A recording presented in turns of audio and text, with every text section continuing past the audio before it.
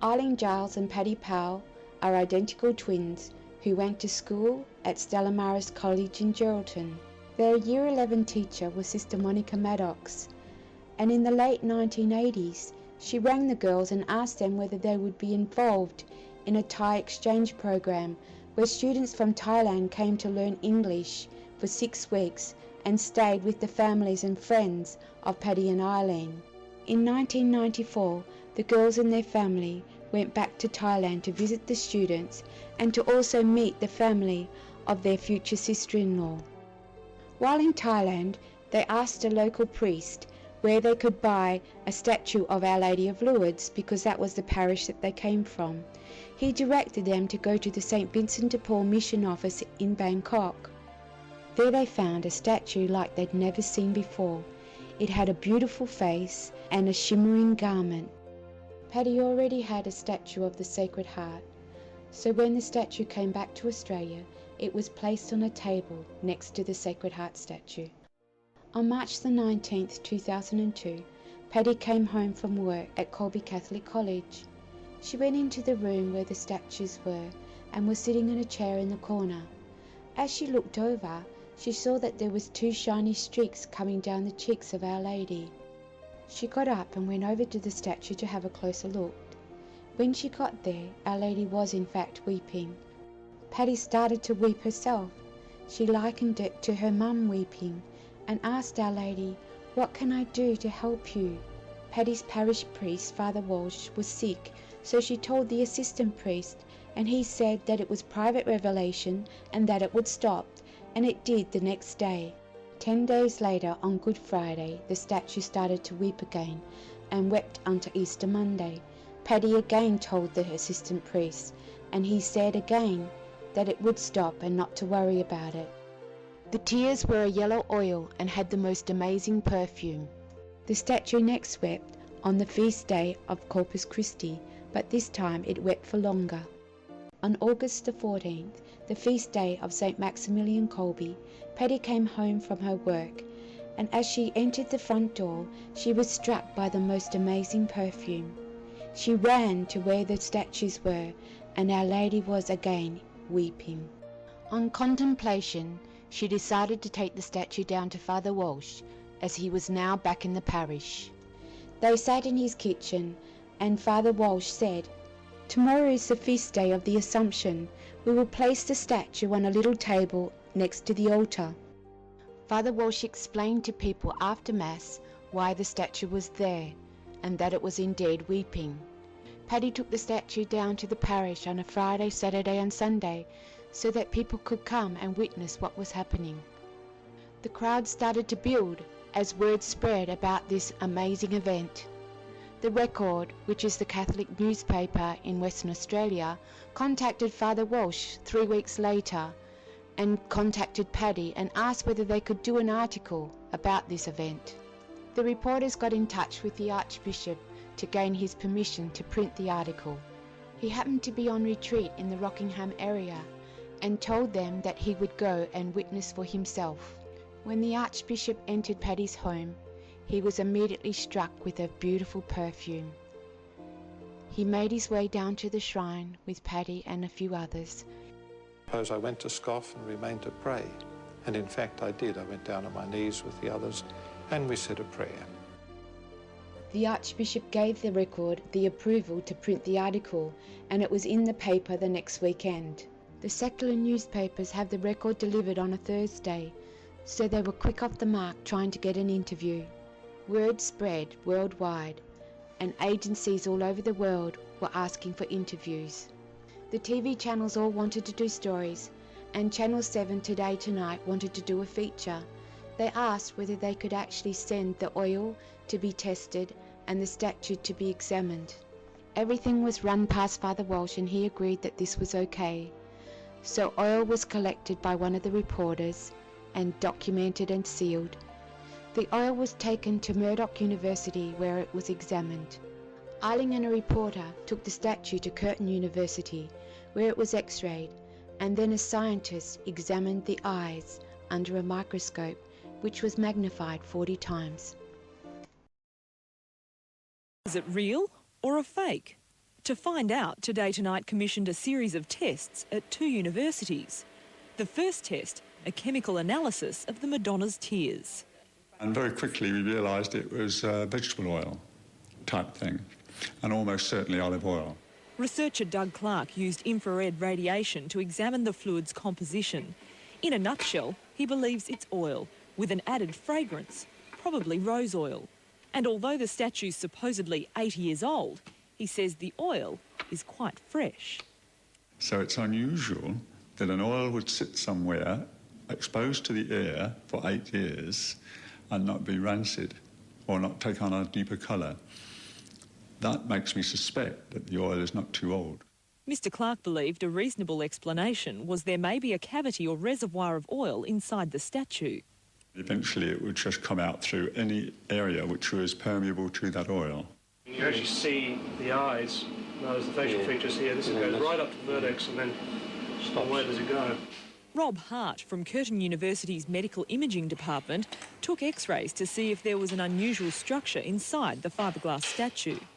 That could be some kind of channel, but it's not definitive that it's not just part of the construction of the statue. Is there anything to suggest there's some sort of fluid inside that channel?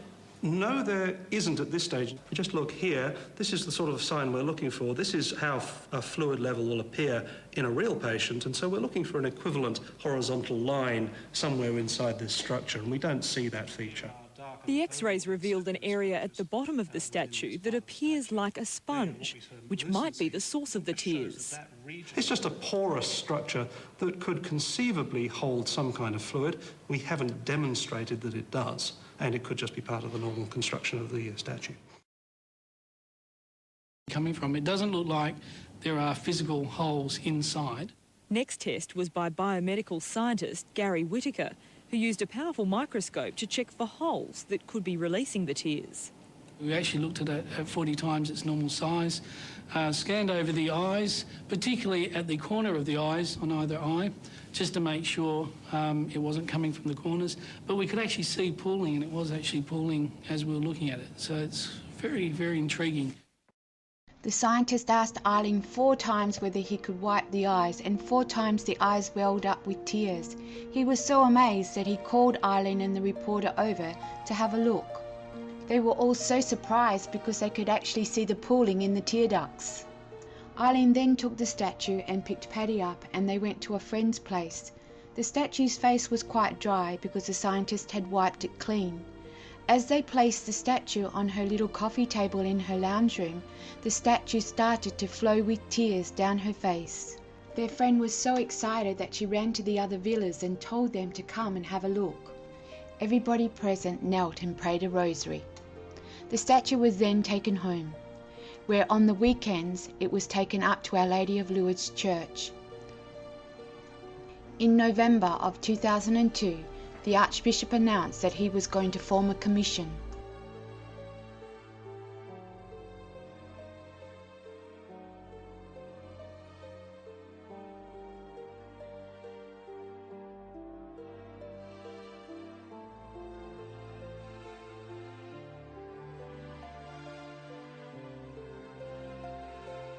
I've never known anything to occur like this that has lasted for 8 or 9 weeks already. And because it lasts so long, for the sake of the people, I have to investigate it. I don't know of anything else in Australia like this. In the middle of December of 2002, the statue was given to the head of the commission. Over the next 4 days, it was subjected to a range of tests and then given back to Paddy. In January of 2003, Paddy met with the commission. The head of the commission actually commented that his room still smelt of the perfume. In February of 2003, the Archbishop released his findings. Acting on the scientific findings, Archbishop Hickey makes an announcement on behalf of the Catholic Church. Our commission has handed me its findings, and in their view, the strict criteria that the Church requires for a miracle hasn't been met in this case, and therefore I can't proclaim it a miracle. Well, the scientific analysis was very thorough. They investigated the internal space of the statue, and found no hidden channels, no possible areas for fake or fraud in the statue itself. There was no way in which liquid could be released from the statue.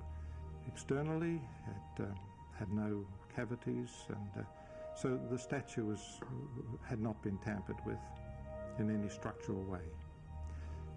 They analysed the oil, and there they came up with a little bit of a problem. The oil, they concluded from their investigations, appeared to be a mixture of two oils. And so they thought, well, this might be of divine origin, but it could also be of human origin, and therefore they sounded a note of caution. I hope that people would understand that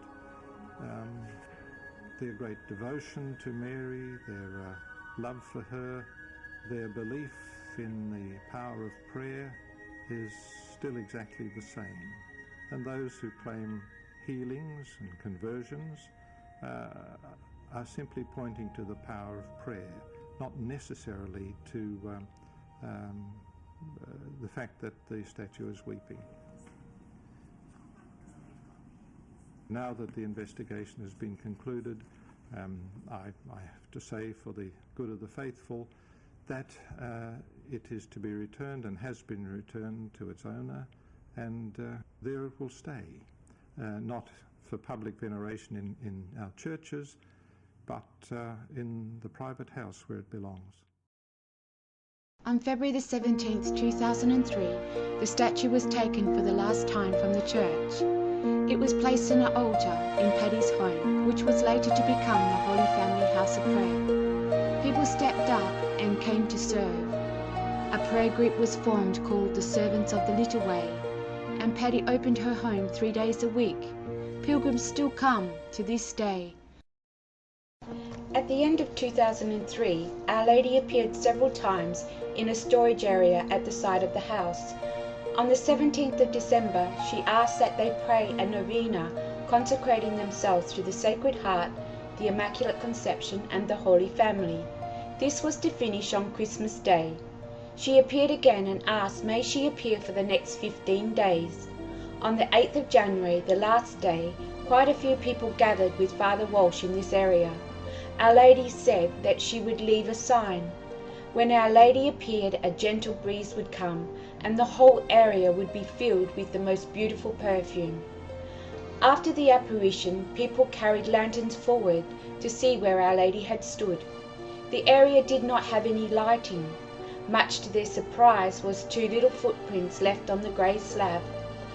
During the apparition, she asked whether she may appear on the 8th day of each month. This was such a blessed time, and during this time prayer books and rosary beads made for the children of the parish would be brought out and placed on the well. After the apparition, quite a few times there were drops of perfumed oil on the books and on the beads. Preparation began to make the area into a grotto. We were told that this was holy ground. A few people came together to make a big mosaic of Jesus and the woman at the well. The grotto was blessed and dedicated on the 11th of February 2004, the feast of Our Lady of Lourdes. An image of the United Hearts of Jesus and Mary was painted on the well. This was an image that was given, and a medal was asked to be struck, with the Weeping Madonna on one side and the United Hearts on the other, with the words, Immaculate Heart of Mary, turn our sorrow to joy. Permission was given from the Archbishop, and the medal was struck. The Archbishop also gave permission for Mass to be held once a month on a prayer day, and for the Blessed Sacrament to be present on the first Saturday of the month, if the parish priest agreed. Father Walsh gave that permission. At the end of 2004, Eileen and Paddy finished work within 2 weeks of each other to work completely for God, Paddy to live and trust completely on whatever God provided for her. Before this, John and Nora Quinn from Tipperary in Ireland came to visit their son in Bunbury. They had heard about the Weeping Madonna and drove to Rockingham to visit the shrine. John and Nora told all present about the Immaculate Heart House of Prayer in Doon, Ireland. They invited those present to come and visit them the following year. In prayer and discernment, they were given that they would go in May. On the day Arling and Paddy were to leave, their father's first cousin, John O'Mahony, came to the shrine and told them that their great-grandfather was from County Cork. They decided, while in Ireland, to go to the port of Cove in County Cork and see where their family left for Australia, as their great-grandfather on their mother's side, Michael Cronin, came out during the potato famine when he was 12. On their way, they went through Fermoy, where they went to morning mass. On the side altar was a grotto of Our Lady of Lourdes. Arling went over after mass and knelt down, and it was here that she received her first message from our Blessed Mother. These messages have continued to this day from both Our Lady and our Lord. In 2008, the servants of the Little Way prayer group was formalised. Arling and Paddy were given that they were to take it to the four corners of the earth. On the 5th of April, they left Perth for Sydney, America and Ireland, where they would be talking with groups of people and doing a painting of the face of Jesus. They were called to trust completely during this time, and it was an amazing journey. On their return, Arling was woken at 3 one morning to be told that their street ministry was about to begin. They had known for a long time that they would be starting a mobile soup kitchen.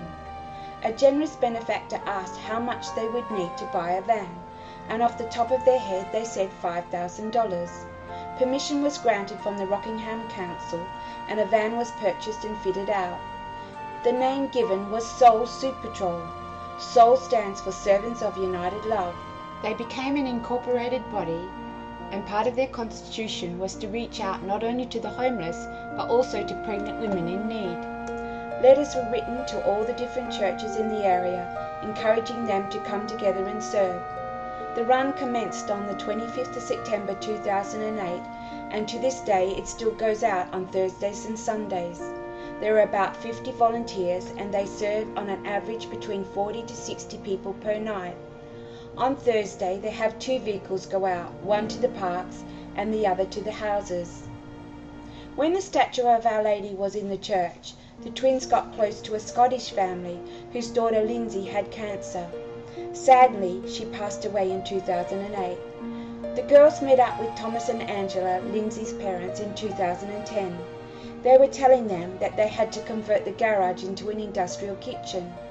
Thomas, being a carpenter, offered to do the work, and he asked his friends to come and help him. The kitchen was named Lindsay's Room in her honour. Over the time, many have contributed through their service to these projects, and the girls thank God for these people and their generosity. In 2013, they were given a new van from the Lotteries Commission. In late 2008, the house next door to the House of Prayer became available. Through the generosity of the same benefactor, the house was purchased and settlement was the 27th of February 2009. The name chosen for this house was St. Pio's House of Hope.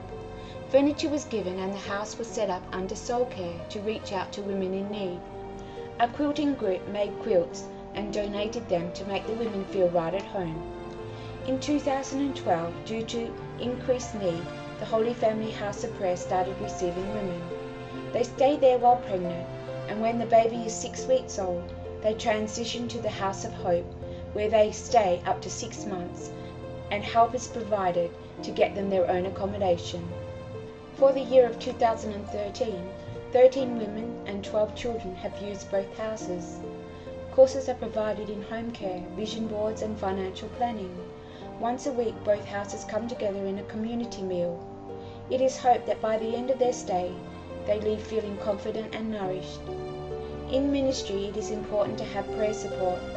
In February 2011, Arling was given the invocations for the Rosary for the Unborn. Mark Manning, a volunteer, set about making a rosary bracelet for this purpose. The Rosary for the Unborn, along with the Angelus, are said at midday each day, and the Divine Mercy is said at 3 p.m. In 2012, another benefactor asked whether we wanted a retreat house. Furniture and household goods started arriving before the house was purchased. At the back of the House of Prayer is open space that goes all the way down to Our Lady of Lourdes Church. On November the 9th, 2012, the keys were given to a house which is about 10 houses down the open space towards the church. It was called St. Benedict's House of Hospitality. When decorating, Arlene said she would like navy couches. When Paddy got home, a lady phoned to ask, "Do you know anyone who wants 2 couches?" Paddy asked, "What sort was it?" And the lady replied, "Navy blue cloth couches." God is so amazing how He provided down to the smallest details. Living on divine providence makes you grateful at everything that is given, both great and small. Every Sunday the community comes together to praise and thank God for all that is given. The servants of the Little Way meet on Wednesday evening and Friday day. On both days a meal is shared in community. The Holy Family House of Prayer welcomes all pilgrims and reaches out in hospitality and invites them to join in prayers and share a light lunch. In Romans 12:13 it says, "If any of the saints are in need, help them and make hospitality your special care." The messages often talk about working humbly in the background and going back to a more simple way of life by following the Little Way. All of the houses have vegetable gardens, and those that serve at the houses strive to use what is given both in food and spiritual gifts. In community, each has been given gifts to use. Frances, who is 86, learned how to make rosaries, and over the years has taken this on as her special ministry. Every year, 3 parishes in the area receive for each child a rosary for the first communicants and a peace rosary for those making their confirmation. On the 25th of March 2011, the Feast of the Annunciation, Archbishop Hickey gave episcopal approval for 23 Keppel Mews to be called the Holy Family House of Prayer. Thanks is given to the faithful remnant and for those that have given generously over these years. Our prayer today is that you go away thanking and appreciating what our good God has given you.